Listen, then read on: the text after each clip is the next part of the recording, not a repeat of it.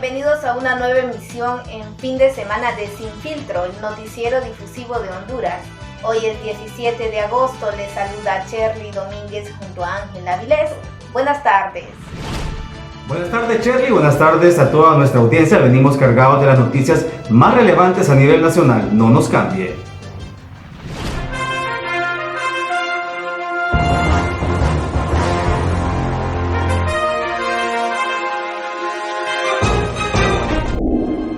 Comenzamos con la información. Ya nuestros reporteros se encuentran en diferentes puntos del país para traerle a usted desde la noticia lo que está aconteciendo a esta hora de la tarde. Vamos con Byron Cardona hasta Santa Bárbara, que nos cuenta sobre los pacientes que no están siendo atendidos en el Hospital de Santa Bárbara Integrado. Muy buenas tardes. Adelante. Gracias, compañeros en estudios. Nos encontramos en el departamento de Santa Bárbara, en donde la ciudadanía se queja de que les han violentado sus derechos humanos a no ser atendidos en el Hospital Santa Bárbara Integrado. Está con nosotros la abogada Gina Fernández, a quien le haremos unas consultas referentes al tema por medio de videollamada. Abogada Fernández, ¿cómo está? Buenas, bien, gracias. Abogada, díganos, ¿es una violación a los derechos humanos en no atender a una paciente o un paciente enfermo? Claro que es una grave violación, ya que a ninguna persona se le puede negar la atención en un centro asistencial, ya que la salud es un derecho que todas las personas tenemos. Excelente, abogada.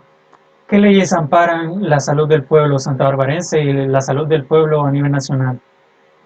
Bueno, primeramente, quien ampara la salud es la Constitución de la República, que va ante todas las leyes, en donde establecen los artículos del 145 al 150, que nos dice que la Constitución reconoce y garantiza a las personas la salud, al igual que hay un código de la salud en donde regula todo lo establecido en cuanto a la salud, y por ende también a nivel internacional está la Declaración de los Derechos Humanos, que la salud es primordial para todas las personas, es un derecho inalienable e inquebrantable para todos los humanos. Muy bien. ¿Quién es el responsable de esta violación a los derechos humanos del ciudadano en nuestro país? Pues el responsable sería el Estado, ya que él es el encargado de hacer cumplir las leyes y es quien vela por el mejor cumplimiento y la mejor asistencia para todas las personas. ¿Cómo podríamos solventar una situación en la que estemos violentando los derechos humanos y dónde se debe acudir para resolver una situación de estas?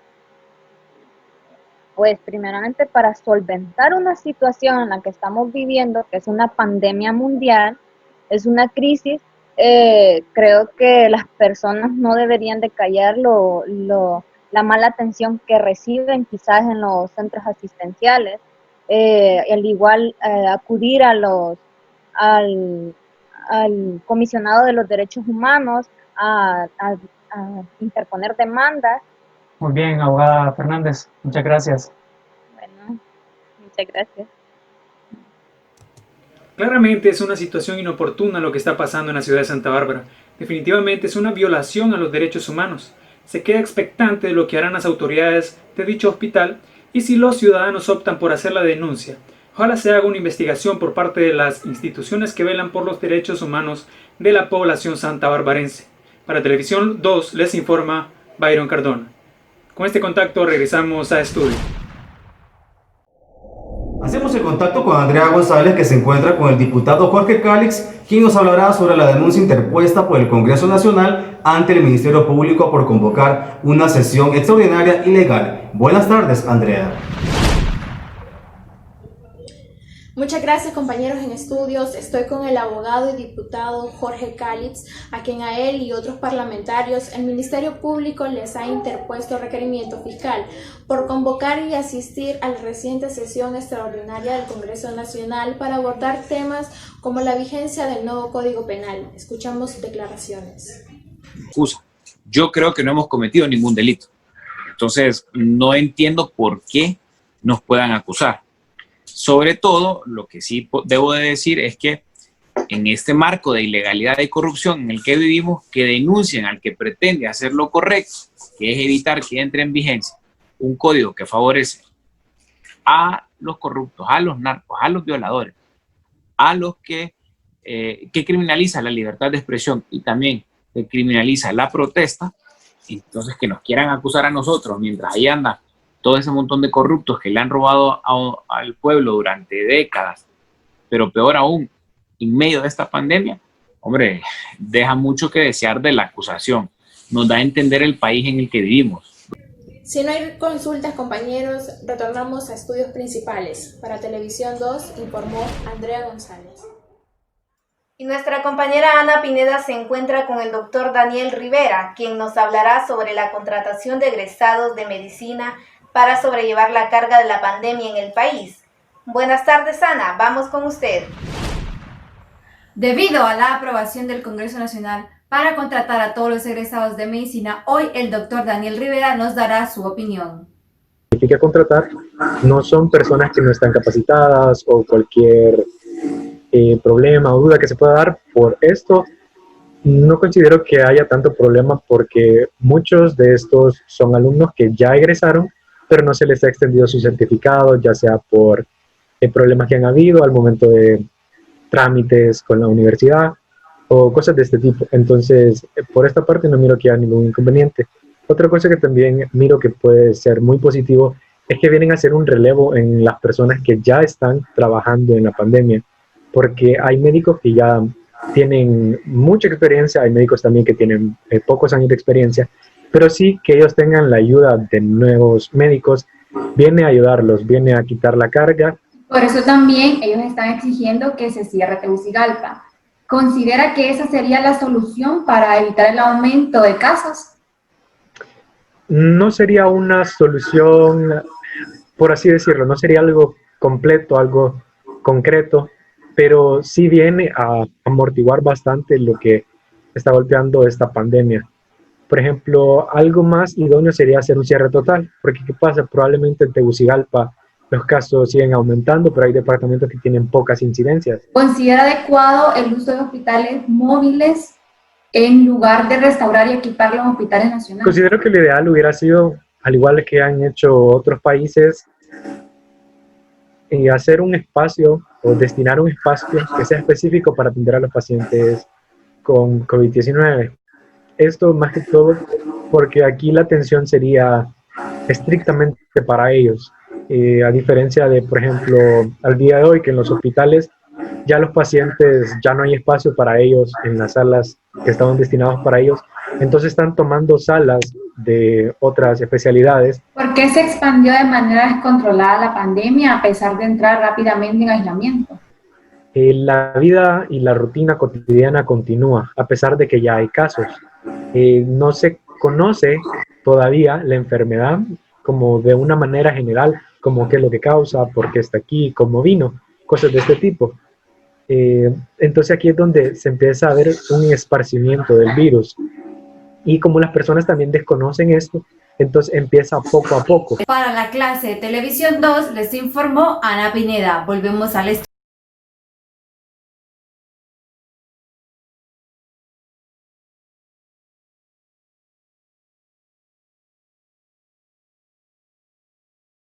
A continuación, vamos a ver una nota que preparó el periodista Gabriel Cuello sobre la agente de clase 3 de la Policía Nacional, Sonia Marina Rivas, quien tiene una trayectoria de 25 años en esta institución y nos cuenta su experiencia en tiempos de pandemia.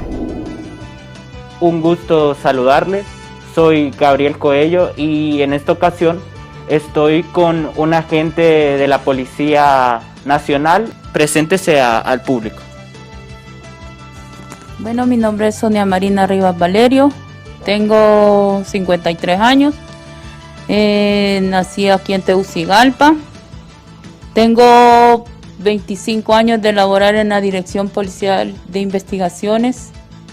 Y pues es interesante conocer cómo Sonia Rivas decidió ingresar a la Policía Nacional. Yo ingresé como vigilante. Y después pasamos a otro proceso y me cambiaron como policía como clase 3 de policía. ¿Cómo fue ese cambio? ¿Qué sucedió en la institución? Bueno, fue algo inesperado porque nadie supo en qué momento nosotros pasamos a la Policía Nacional. Y ahí fue cuando en el 2002 pasamos a la Dirección Nacional de Investigaciones, porque fue ese proceso de Ministerio Público a la Secretaría de Seguridad. ¿Cuál considera usted que sea el reto para los policías hoy en día o ante la sociedad? El reto que tiene uno que las personas que no son policías sean amenas a uno, que ellos crean en la Policía Nacional, porque a pesar de todo uno se esmera en hacer su trabajo bien para que las personas lo acepten, pues. Vamos a pasar a algo actual. ¿Dónde estaba usted cuando se dio la alerta por COVID-19 aquí en Honduras? Estaba en la Kennedy, en la DPI de la Kennedy, y ahí nos avisaron de que estaba esta pandemia y que teníamos que cuidarnos. ¿Usted se realizó la prueba de coronavirus? Sí, cuando ya miré que la cosa se estaba poniendo, que habían bastantes casos ahí, como ahí queda la clínica policial, entonces se vio que estaban saliendo bastantes personal policial infectado, entonces yo decidí venirme a aislar a mi casa y me hice la prueba y me salió, gracias a Dios, negativo. Para todas esas personas que nos ven, ¿cuál sería el consejo que usted, como agente de la Policía Nacional, les puede dar en estos momentos de crisis? Utilizar todas las medidas de bioseguridad, lavarse las manos, lavarse con gel, principalmente andar con su mascarilla. Muchas gracias, Sonia. Ha sido un placer estar con usted. Gracias. Regresamos a los estudios. Para Televisión 2, Gabriel Coello.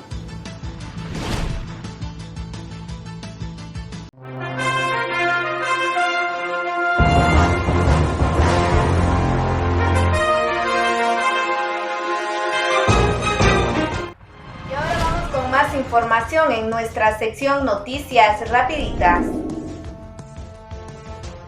Organizaciones empresariales hacen un llamado al gobierno de la República para diseñar un plan estratégico para abastecer de pruebas y medicamentos los hospitales, centros de triaje y centros de salud a nivel nacional, para poder garantizar la atención a todos los hondureños afectados por la pandemia del COVID-19. Alientan al gobierno para proveer los insumos de bioseguridad y el equipo de protección necesario al personal sanitario que está luchando contra la pandemia. Adicionalmente, demandan un manejo honrado, transparente y eficiente de los recursos aportados por los hondureños para que ayuden a salvaguardar vidas. Los recursos ahorrados por estas reducciones deberán destinarse al sistema de salud. Para Televisión 2 les informó Byron Cardón.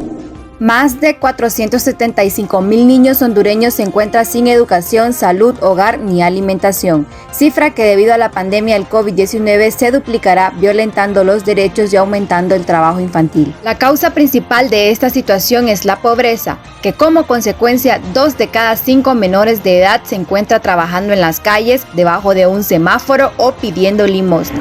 Bueno, en primer lugar, los niños, como son personas, tienen los mismos derechos que los demás. Naturalmente, como son sectores más vulnerables, en tanto van a necesitar del apoyo de los padres y eventualmente también del Estado. Según el Fondo de las Naciones Unidas para la Infancia, el derecho menos respetado de los niños y niñas de Honduras es la educación, y ante la suspensión de clases por la pandemia, solamente el 36% de la niñez tiene acceso a Internet, mientras que un 64% se encuentra sin recibir clases. En materia de los derechos de los niños, ¿ya? Los dos grandes responsables son, en primer lugar, el Estado y también los padres. La educación es considerada un derecho humano de segunda generación, el Estado lo ha reconocido así. Honduras es parte de convenios internacionales en marco de las Naciones Unidas que protegen los derechos de la niñez. Sin embargo, existen miles de niños y niñas sufriendo en las calles y sin pleno goce de derechos. Para la clase de Televisión 2, les informó Ana Pineda. Continúan llegando al país los kits para enrolamiento en campo. El Registro Nacional de las Personas informa que continúa la recepción de los kits para este proceso. Con estos insumos se iniciará a depurar las bases de datos del Registro Nacional de las Personas y asimismo construir un nuevo censo desde cero que permitirá al pueblo hondureño tener la confianza en los procesos electorales. El ingeniero Oscar Rivera, comisionado permanente del Registro Nacional de las Personas, se encuentra en San Pedro Sula, liderando el equipo de personas que están a cargo de recepcionar estos kits. El proceso de levantamiento de datos estará siendo socializado a nivel nacional con los diferentes sectores de la sociedad, contando con el acompañamiento de los medios de comunicación.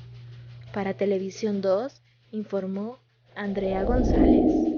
El gobierno de Honduras aprobó restablecer la primera fase de un plan de reapertura gradual y ordenada del sector económico en varias regiones del país tras un fallido intento a mediados de junio debido al acelerado crecimiento de contagios. El reinicio de la actividad económica fue aprobado durante el Consejo de Ministros que dirige el presidente hondureño Juan Orlando Hernández, tras una recomendación de la Mesa Multisectorial y la exigencia de la empresa privada. La Mesa Multisectorial pidió al gobierno tomar en cuenta factores como la pérdida de miles de empleos, el cierre de empresas y muchas familias que siguen sin recibir ingresos por la pandemia, que hasta ahora ha causado más de 1.000 muertos y cerca de 40.000 contagios en el país. Para Sin Filtros les informó Stephanie Hernández.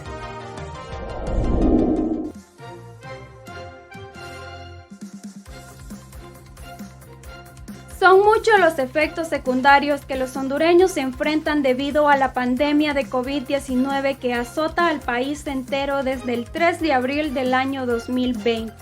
El estrés, el cansancio, la ansiedad y la preocupación son producto del confinamiento social que hasta la fecha ya suman 3 meses. Expertos en el área psicológica recomiendan que las personas que sufran estos síntomas deberán realizar actividad física, tomarse tiempo a solas para pensar y meditar y por último hacer varios ejercicios de respiración. Además de eso, deberán tratar de mantener la calma y buscar pasatiempos que los distraigan de todo el caos mundial. Para Televisión 2, Evelyn Oyuela.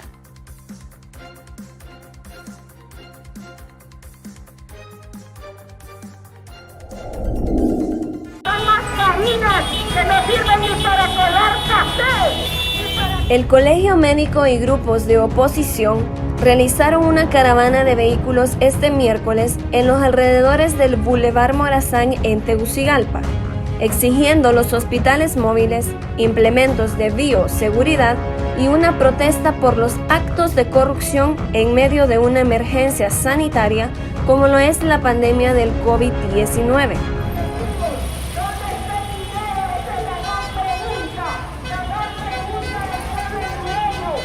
¿Dónde está el dinero? Y devuelvan lo que se robaron, fueron algunos lemas en la manifestación de forma pacífica. Lo que más tiene indignado al sector salud es el desastre sanitario y más de 20 médicos fallecidos, posiblemente infectados por el uso de equipos de protección falsos. Esto confirmado por el CNA, que reveló en su 7º informe de la corrupción en tiempos de COVID-19 que más de 800.000 mascarillas KN95 adquiridas por Invest y Copeco no son para uso médico ni quirúrgico, por lo que pidieron transparencia en el manejo de los fondos utilizados para la pandemia. Para Televisión 2 les informó Valerie Lanza.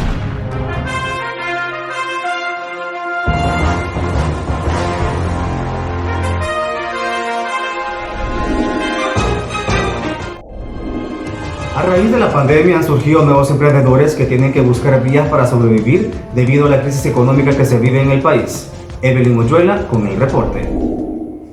Como consecuencia del impacto económico por el coronavirus, en Honduras han surgido nuevos emprendedores que se encuentran legalmente establecidos, así como otros que surgieron de manera invisible ante el Estado.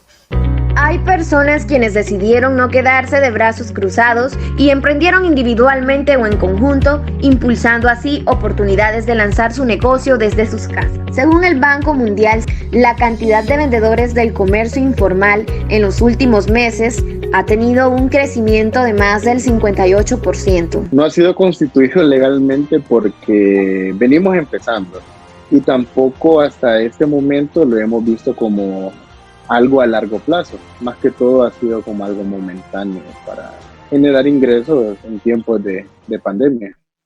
Toda persona que tiene una idea de negocio o ya formó uno de manera informal puede constituirlo legalmente en línea. Gracias a las nuevas tendencias digitales, se creó una herramienta llamada Mi Empresa en Línea, donde cualquier persona que desee crear su negocio debe entrar al sitio web y simplemente registrarse. Más que todo en línea, ¿verdad?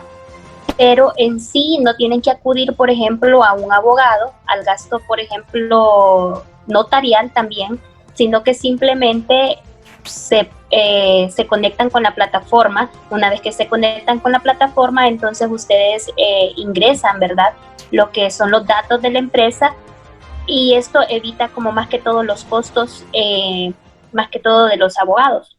Para registrar su negocio, debe de entrar a miempresaenlinea.org, llenar una solicitud y colocar un correo con sus datos generales. Luego debe descargar el contrato societario, se envía su revisión a la Cámara de Comercio e Industrias, se firma el contrato y se hace el depósito de 200 lempiras para su inscripción. Y posteriormente tramitar su RTN y permiso de alcaldía. Se evitan, por ejemplo, los 3 años, ¿verdad?, que tienen que pagar de impuestos, entonces en este periodo están exentos, básicamente, en el cual, ¿verdad?, ellos pueden operar sin ningún problema, por parte ya sea de la alcaldía o por parte del SAR. Uno de los factores por los cuales los hondureños deciden entrar al comercio informal ha sido por la falta de empleos. La necesidad que se ha visto en los últimos meses es notable y de una u otra forma, este tipo de negocios contribuye a sus ingresos, por lo cual es recomendable para todos los emprendedores que surgieron a raíz de la pandemia constituirse legalmente para poder tener credibilidad y presencia en el mercado. Los emprendedores legalmente constituidos tienen más oportunidades en el mercado para ser conocido como proveedor mayoritario, acceso a los créditos en la banca y exoneración de impuestos para los primeros 6 meses. Les informó Evelyn Oyuela de la carrera de Ciencias de la Comunicación de la Universidad Nacional Autónoma de Honduras. Con esta información nos despedimos. Gracias por su fina sintonía. Y recuerde seguirnos en nuestras redes sociales como sinfiltro.hn. Nos vemos mañana en punto de las 3 de la tarde.